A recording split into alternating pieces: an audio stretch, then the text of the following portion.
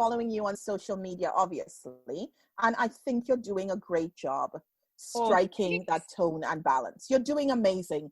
So you shared a book a few days ago that you've been reading, right?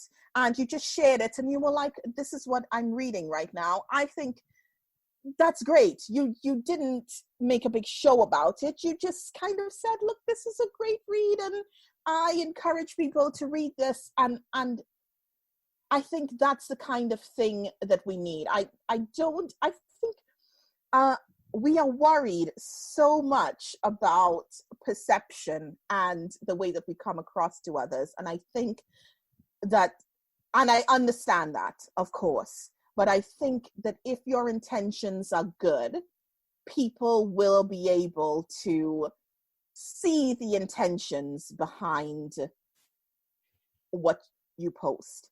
And so in my training course, I give like little tips, like be genuine, and how there is like a little segment where I talk a little bit about how to make it less about yourself. And I show 2 posts in particular where things started off great and then they took a turn, let's just put it that way. And so it shows you some traps to kind of avoid. But, you know, I really feel like most people, because they worry so much about getting it right and about doing the right thing, when they actually do come around to getting the post up there, it comes out right. And I think where you aren't sure about what words to use, using the words of someone who you know and you trust is a good way as well. So nothing is wrong with amplifying the thoughts and ideas of others, right? So I think on your social media, you have a Maya Angelou quote as well. You may have done it the day after Black Lives Matter. And so it wasn't your own, the quote isn't your own words, but for me, as a person of color looking at your page, in addition to that little black square for Blackout Tuesday, I see you, right? And really, I think that is what is needed. And I think that was kind of my perspective. So I'm glad it came across that way, because that was my thought. And I, as a white cisgendered woman, I don't have experience with, I've never experienced racism. I've never experienced, any bad comments towards me because of the gender I identify as, or the person I love, or things like that. So I don't feel that my words on those topics are relevant, because I don't have personal experience. But sometimes I read something, or a quote really sticks with me, or I listen to something in a podcast and I can't relate, but I can really feel where somebody's coming from, and I can start to imagine what that must be like. And I'm quite an empathetic person. I really wear my heart on my sleeve. And I know that those words resonate with me. So I hope that in sharing them, you know, not only are you amplifying different voices and voices who have actually experienced these things firsthand, but also that other people might get the same reaction as I did, or that's the hope anyways. And it really sticks with. Yes. And I think that is a great approach and a good way to get started on the journey. And so that's one of the things that I encourage for people who are still feeling a little bit nervous and worried about starting out. I also give tips because, you know, it may not be something that you want to take over your whole timeline. So I talk about, you know, using stories as an example, right? But there is something powerful about going to someone's, let's take Instagram page for a second, because Instagram is like a snapshot. You know, when you scroll up somebody's Instagram feed and you see the first 12 squares, the first 12 squares tell me everything that I want to know about whether we align and whether I want to follow you or not. So what you put in your feed is so important, right? To be able to look at someone's feed and see brown face, or see different shades of color, or see flag for pride, or see a wedding that's 2 men or 2 women, or just, it's important. It's important. I totally agree. And you actually said something to me when we first spoke that's really stuck with me. And I've said it to a few other people since.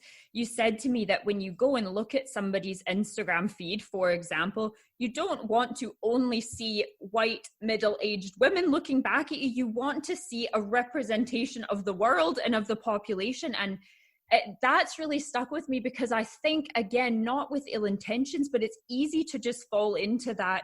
This is what I do. These are the people that come to me to work with, or whatever, and not make any effort to get outside that. And for me, I don't ever use stock images, because as a photographer, I think that would probably look quite bad. But I know a lot of businesses, if I was just using stock images off Canva or whatever, I don't think that would work so well. That would be quite bad, Rhiannon.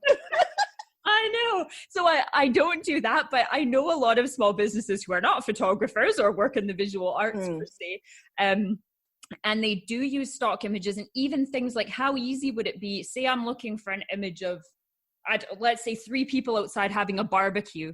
How easy is it to look for an image that has people of color, or a mix, maybe one white person, have a mix of people in your photo? And I think people just default to I will pick people that look like me, or whatever that thought process is. But it actually doesn't take that much more effort to just think about these things and make your feed or your social media or your website or whatever it is a little bit more representative of the whole population. So one of my favorite Instagram accounts I follow, she redesigns dolls. So you know how children's dolls can be very heavily made up and quite sexualized, etc. She takes these dolls, and I don't know what magic she does, but she makeup removes them. I don't know how she does this magic, but she makeup removes them, and she dresses them appropriately for children to play with. And they look like completely different dolls from when she started the raw material to what happens at the end. And she actually makes new clothes for them. They're properly outfitted. She gives them a story, and it's amazing. But what I love is that when I go on her page, there are dolls of every color on that page. Browns, different shades of brown, white, and that for me is what I mean when I start talking about diversity in social media. So she literally does not have to come out to me and make a statement that, I support Black Lives Matter, or I support diversity. Her feed is saying this to me without her actually needing to come out and say the words. And how lovely would it be if we could get to that point where you go on someone's feed and you already know from the rainbow you see there, from the diversity that's included, who they are. No, you're absolutely right. There's another woman now, I think she's somewhere near you in London. She's definitely down south in England, but she actually started her business based on that principle. So she doesn't do the makeup removal thing, which that sounds really cool. I'm gonna need to get her Instagram off you, and I'll put it up in the show notes, because yes, some of the dolls I see for girls are questionably dressed and done up, but the woman whose business I've come across, she's it's called Clark's Closet, and she does dolls with 5 different skin tones. I think she has 5, and very cool. She makes these dolls, and they're amazing. And if you read her business story, the reason she started it is because she had children. She's a woman of color, and she could not find dolls that looked like her kids. So every time she would go to the shop, the only dolls that were out there are white dolls. And as a white woman, I've never experienced this. I could always find toys that look like me. Yep. And it's funny how you said the thing about the Aunt Jemima on the syrup bottle, because I can see how if you're in a world surrounded by products that only look a certain way, or only marketed by people that look a certain way, of course you would be excited, even if that figure is presented in a way that is a negative stereotype, or at least a stereotype, and all the associations of that. It's so complex, isn't it? It is. I tell you, and it is complex. So I think it's okay to need a little bit of help. We are all learning. And gosh, sometimes I read things online, and I'm kind of living this every day. I read things online that make me think about and consider something in a totally different way that I would have never thought about. And if I can give people at least one aha moment as I deliver this short course for an hour, I would consider my job well done.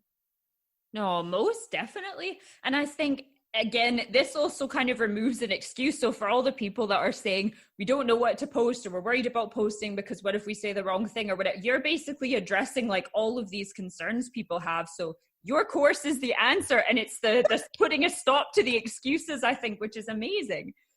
So in your web sessions, is it going to be any kind of like a Q&A or discussion before or afterwards, or how is it going to work? Afterwards. So I will showcase the examples, and then people can feel free. So it's an hour. I may spend 45 minutes on the actual content, and then people can ask me questions. And I'm also going to stay online a little bit longer so that if people had more specific things to ask at the end, I could help answer some of those questions. So there will definitely be some element of Q&A at the end in case people had questions.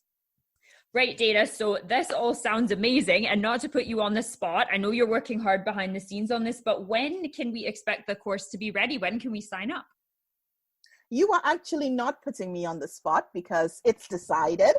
I'm going to do basically 4 of these sessions, and my plan is to put them at a range of different times so that people will be able to attend. So I'm going to do 2 on Monday, the 6th of July, one at 4:30 p.m. and the other one at 7:30 p.m. So hopefully people who are wrangling their kids in the day might be able to make the evening one. And then I'm also going to do Friday, the 10th of July. I'm going to do one at 9:30 a.m. and then the other one at 12:30 p.m. because I kind of feel like people take the afternoon off on a Friday and no one's going to want to listen to me talking about diversity. So those will be the 4 times that I'm planning to run them, and we'll see how it goes. That sounds great. So how can people sign up? Will I put an Eventbrite link in the show notes? Is that the easiest way? That would be perfect. You can put an Eventbrite link in the show notes. Also, if people go to my website, and I know you'll have all of these links available, or to my Instagram as well, they can click the link from my Instagram. It will give them the Eventbrite details so that they can sign up. Perfect. And is there any cost for this session? No. So I'm doing these absolutely free. And the reason for that is I think it's an important message. And I know that small businesses, not all of us have been able to be as profitable as we would normally be pre-corona. I do not want costs to get in the way of people learning and navigating these. So there is absolutely no cost available. If people do feel they want to, they can donate to a Black Lives Matter charity, and I will make some suggestions about those in lieu of payment. But again, this is not mandatory. Please come along. Don't worry about the money or anything like that. It's just something to help. And it's my way of giving back. So just come along. Don't worry about the cost or the financial aspect. That is amazing. And I think what a message you're sending with that. This is not for you a business opportunity. You're not looking at it as a business opportunity, but rather a chance to share a very important message at a time when, I think it's more relevant than ever. Exactly.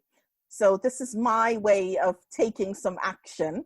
I've been talking a lot about action, things we can do in the space to help make things better. This is my way of using things that are my gifts to be able to try and make a small difference in my little corner of the world. And you know what? It does make a difference when these things add up. I think everyone thinks, you know, yes, it's true, one person maybe can't change the whole world, but you can change the world around you. And the more that spreads and the more people that get